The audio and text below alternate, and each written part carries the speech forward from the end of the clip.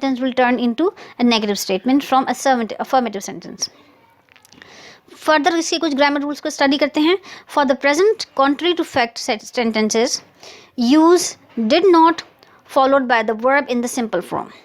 अभी तो हमने जो नेगेटिव स्टेटमेंट की बात की थी वो सिंपल आपका वो रादर के बाद आपने वर्ब से पहले नॉट लगा दिया and that will all make sense.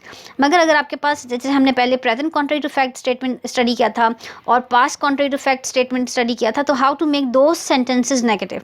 तो उसके लिए जब आपके पास present tense contrary to fact sentence है तो उसमें आपने डिड नॉट को वर्ब यूज़ करना है followed by the verb in the simple form, and that will convert your sentence into a negative format sentence. So for example, Henry would rather that his girlfriend did not work. This is did not followed by the simple form of verb in the same department as he does.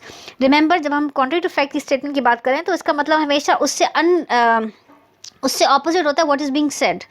So इसका मतलब है कि he did not work, it means she does work in the same department. So what you have to infer is just the opposite from what's being said in the would rather that statement. एक चीज़ और clarity के लिए आपको होनी चाहिए दिमाग में कि जब भी आपके पास did एक्सप्लेन है, did means it's a simple past tense. So जब आपने did mention कर दिया तो उसके बाद जो भी verb होगा that will always be in the simple verb simple form.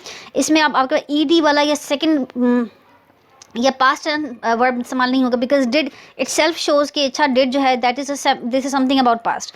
तो डिड के बाद आप कभी भी आपका जो वर्ब होगा that will always be a simple